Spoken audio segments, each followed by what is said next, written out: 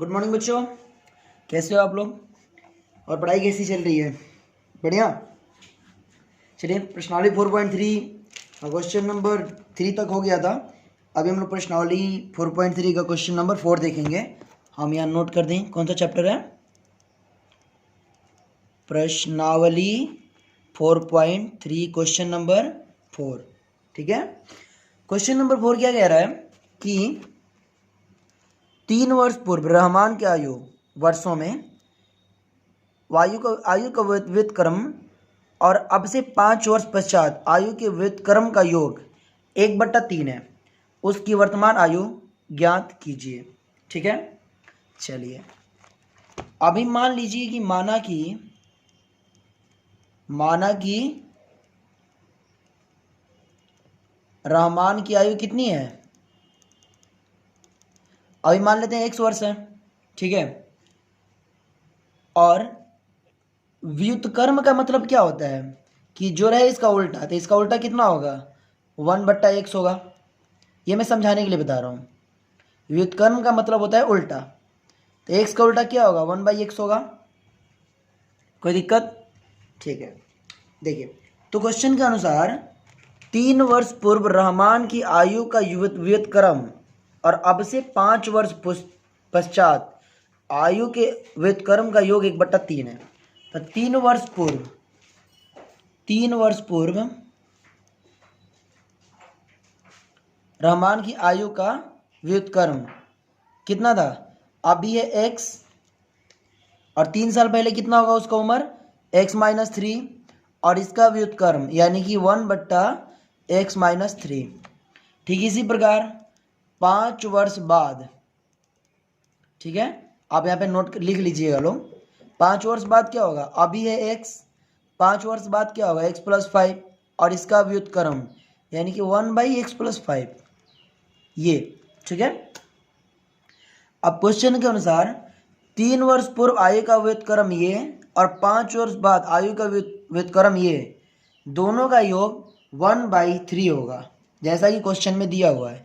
यानी कि 1/x+3 अब प्लस 1/x+5 बराबर 1/3 ये होगा।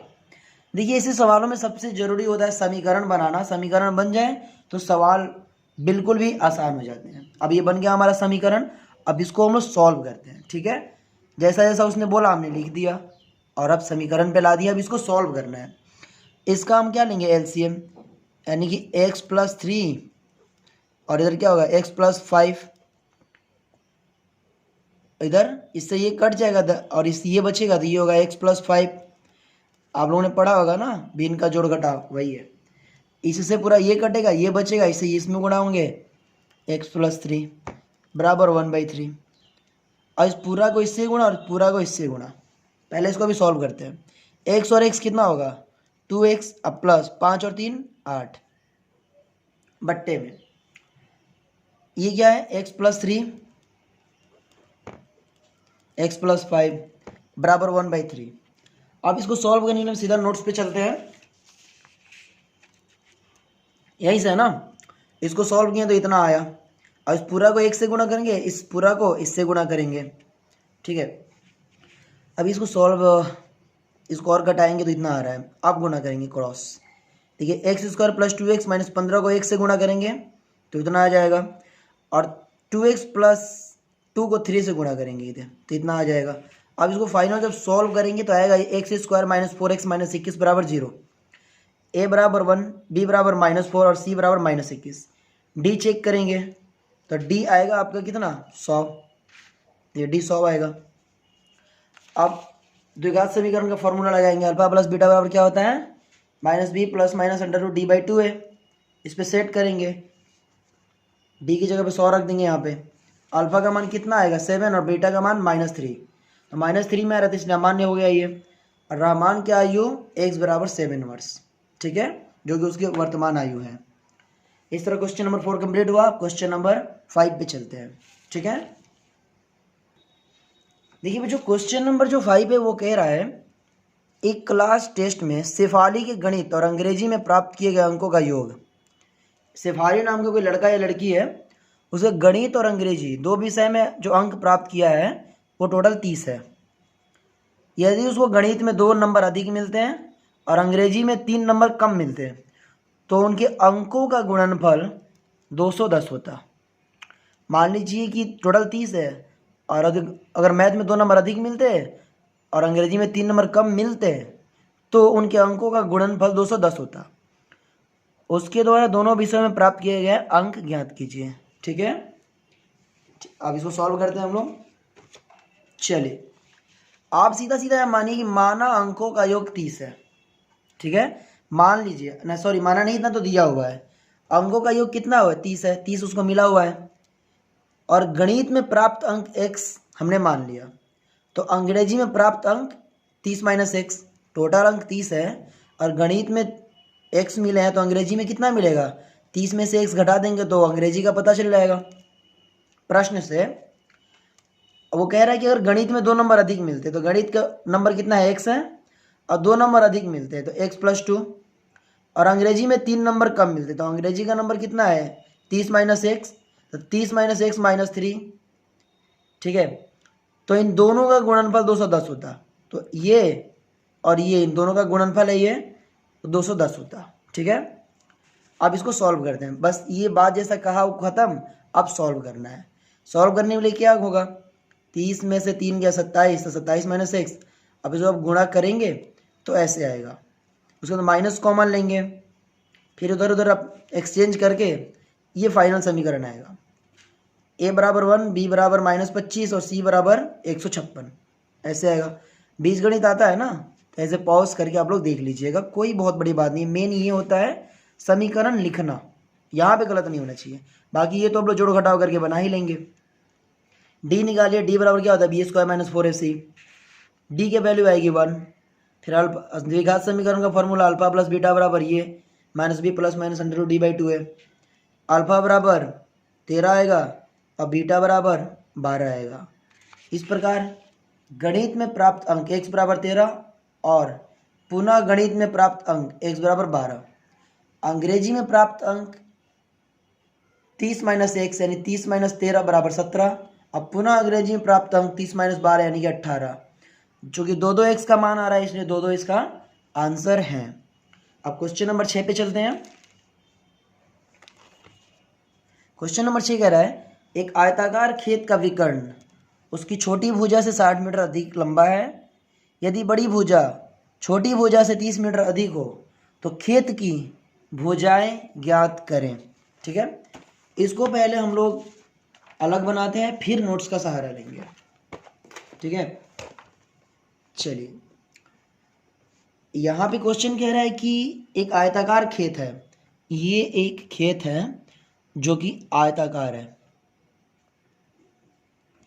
खेत जो आयताकार है, इसका विकर्ण, ये विकर्ण है, ये विकर्ण है, उसकी छोटी भुजा से 60 मीटर अधिक लंबा है। छोटी भुजा कौन है? ये है, और नहीं तो ये है, इससे ये 60 मीटर अधिक लंबा है। यदि बड़ी भुजा, ये बड़ी भुजा है, छोटी भुजा से 30 मीटर अधिक लंबी हो, छोटी से 30 मीटर अधिक लंबी है और छोटी से ही ये 60 मीटर अधिक लंबा है, तो खेत की भुजाएं यानी कि ये और ये हमें ज्ञात करना है। तो आप यहाँ पे मान लीजिए, माना छोटी भुजा की लंबाई बराबर x मीटर। अब आप पूछ रहे होंगे मैंने छोटी क्यों माना, बड़ी क्यों नहीं माना? तो आप एक बात देखिए, ये भी छोटी से ही बड़ा है और ये भी छोटी से ही बड़ा है, यानी दोनों का आधार क्या है? छोटी भुजा ही आ रहा है, इसीलिए हम छोटी भुजा मान रहे हैं। ठीक है, अब फिर प्रश्न से बड़ी भुजा की लंबाई क्या है? छोटी से कितनी अधिक है? 30 मीटर, तो x प्लस 3 मीटर 30 मीटर हो जाएगा। और विकर्ण कितना है? 60 मीटर अधिक है इससे, छोटी भुजा से, तो विकर्ण बराबर x प्लस 60 मीटर। अब एक बात समझिए, ये जो आयत का विकर्ण होता है ना, आयत का विकर्ण, ये एक समकोण आयत को 2 भागों में डिवाइड करता है, एक इधर एक इधर, ये समकोण बन जाता है। इस प्रकार हम, ये होगा, ये लंब होगा, ये आधार होगा और ये कर्ण होगा। तो पाइथागोरस प्रमेय के कर्ण से क्या होगा? कर्ण स्क्वायर बराबर क्या होता है, लंब स्क्वायर प्लस आधार स्क्वायर होता है। अब आते हैं हम नोट्स पे सीधा सीधा, नोट्स में देखते हैं। देखिए आयत का विकर्ण समकोणिक होता है, ये लंब या आधार ये कर्ण हमने लिख दिया है नोट्स में, ताकि आप लोग जब इसे लेंगे तो कोई दिक्कत नहीं होगी। कर्ण स्क्वायर और लंब स्क्वायर प्लस आधार स्क्वायर। कर्ण कितना है, x प्लस 60 का स्क्वायर बराबर लंब कितना है, एक्स स्क्वायर, लंब यानी कि ये छोटी भुजा, और आधार कितना है, x प्लस 30 का स्क्वायर। ये प्लस बी के होल स्क्वायर पे टूटेगा यहाँ तक, ये यहाँ ऐसे उतर गया, और ये भी ए प्लस बी के होल स्क्वायर पे टूटेगा, फिर ये कैंसिल हो जाएगा, एक्स स्क्वायर भी इधर भी, एक्स स्क्वायर इधर भी कैंसिल। अब जब आप इसको सॉल्व करेंगे ना तो फाइनल आएगा x square minus 60x minus 2700। आप यहाँ पे ए बी सी निकाल लीजिए, फिर डी का मान बी स्क्वायर माइनस 4ac से, ठीक है, डी आ जाएगा 14,400। बात समझ में आई। उसके बाद आप अल्फा और बीटा का जो फार्मूला होता है द्विघात समीकरण का, minus B plus minus under D by 2 है, उसको लगाएं, वैल्यू पुट करेंगे तो देखिए अल्फा बराबर कितना आएगा 90 और बीटा बराबर आएगा माइनस 60/2 यानी कि माइनस 30। तो माइनस 30 तो अमान्य हो जाएगा, इनवैलिड हो जाएगा, एक ही मान वैलिड होगा x का 90। इसलिए छोटी भुजा जो x थी उसकी लंबाई थी 90 मीटर, बड़ी भुजा छोटी भुजा 30 मीटर अधिक थी, x प्लस 30 यानी 90 प्लस 30 120 मीटर, और यही दोनों निकालना था हमें, ये आंसर हो गया। ठीक है।